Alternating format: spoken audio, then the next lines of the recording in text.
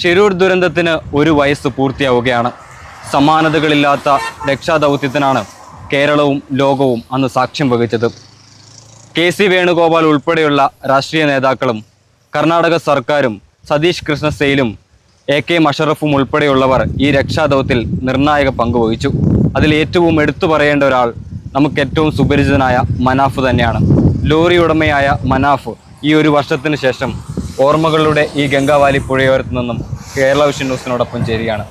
1 വർഷം പൂർത്തിയാകുന്നു. ഇന്നലെ കഴിഞ്ഞതുപോലെ എല്ലാം തോന്നും അല്ലേ? തീർച്ചയായിട്ടും ഒരു വർഷം എത്ര പെട്ടെന്നാണ് കടന്നുപോയത്. സ്വതന്ത്ര ഇന്ത്യ കണ്ട ഏറ്റവും വലിയ ഒരു മനുഷ്യന് വേണ്ടിയിട്ടുള്ള തെരച്ചിൽ നടന്ന ഭൂമിയിലാണ് ഞങ്ങൾ നിൽക്കുന്നത്. ഒരുപാട് പ്രയാസങ്ങൾ, ഒരുപാട് പരിഭവങ്ങൾ, ഒരുപാട് എന്താ പറയുക അപമാനങ്ങൾ സഹിച്ചിട്ടാണ് ഞാൻ അന്ന് ആ സമയങ്ങളിൽ ഇവിടെ ഉണ്ടായിരുന്നത്.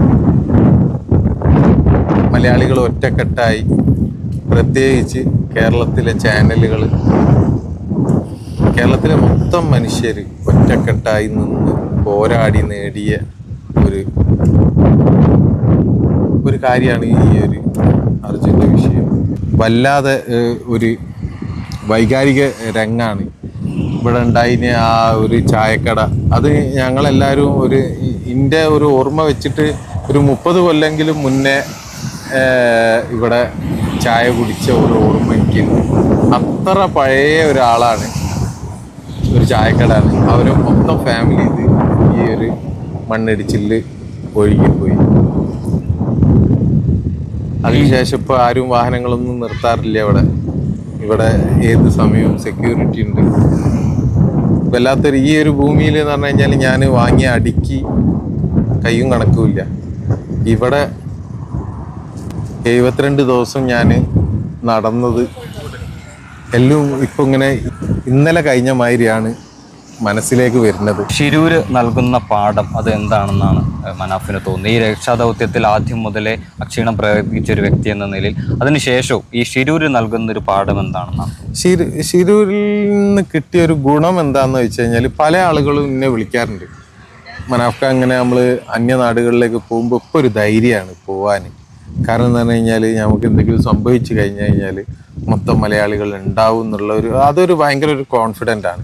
ഇന്ത്യൻ്റെ പല ഭാഗത്തും നമ്മളെ മലയാളികൾ യാത്ര ചെയ്യുന്നുണ്ട്.